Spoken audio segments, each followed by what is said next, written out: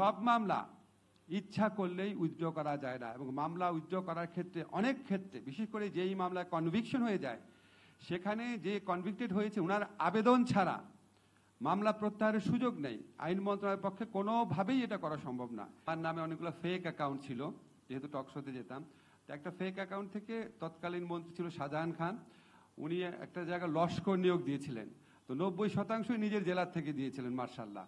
তো একজন আপনার ফেসবুক স্ট্যাটাস দিয়েছিল ফেক অ্যাকাউন্টে, আমার নামের ফেক অ্যাকাউন্টে, যে তবু তো ভালো উনি 90% নিজ জেলা থেকে দিয়েছেন, 100% তো আর দেন নাই, এটাতে নাকি ওনার মানহানি হয়েছে।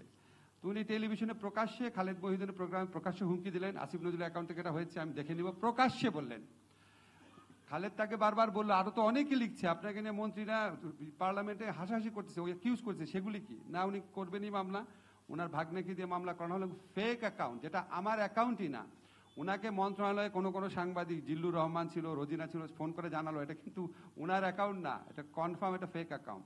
যাই হোক, এই মামলাও খেয়েছিলাম, তবে আমাদের সবাই একরকম সাফার করেনি। আজকে আমরা যে খাদিজাতুল কোবরার ঘটনা শুনলাম, এটা সবচেয়ে নির্মম দিক ছিল। আপনারা খেয়াল করেন এই জিনিসটা, হাইকোর্ট জামিন দিয়েছিল, তারপরে আপিলেট ডিভিশন এই জামিনের ডেটটা বারবার পিছাচ্ছিল, যেন বিচার ছাড়াই তাকে বারবার জেলে রাখা হয়।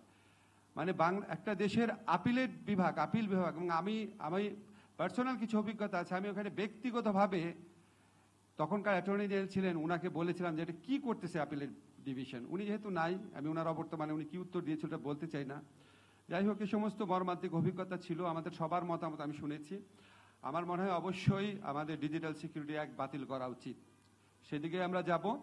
ঠিক এই মুহূর্তে পুরাটা বাতিল করব নাকি স্পিচ অফেন্স সব বাতিল করে দিব, সেটার ব্যাপারে আমি একটু, সাইমুম আছে, তারপর আমাদের মাহফুজুল হক সুপন আছে, তারা বিষয় বিশেষজ্ঞ, তারপর একদম আরও যদি কোনো বিষয় বিশেষজ্ঞ দেখে থেকে আমরা কথা বলে নিব। বাট আলটিমেট এটা বাতিল হবে।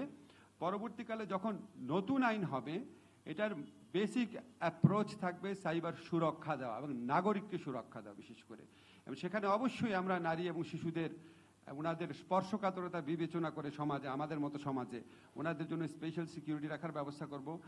এআই রিলেটেড বা নতুন টেকনোলজি, এগুলো আমি সব কিছু বুঝি না, আমি মাহফুজুল হক সুপনের সাথে কথা বলবো, এগুলিকে কভার করার চেষ্টা করব।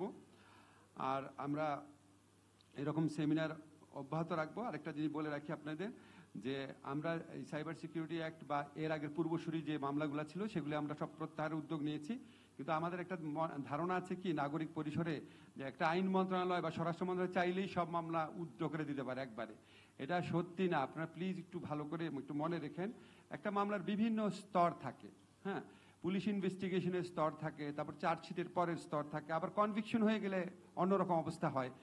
সব মামলা ইচ্ছা করলেই উইথড্র করা যায় না, এবং মামলা উইথড্র করার ক্ষেত্রে অনেক ক্ষেত্রে, বিশেষ করে যেই মামলায় কনভিকশন হয়ে যায়, সেখানে যে কনভিক্টেড হয়েছে ওনার আবেদন ছাড়া মামলা প্রত্যাহারের সুযোগ নেই। আইন মন্ত্রণালয়ের পক্ষে কোনোভাবেই এটা করা সম্ভব না।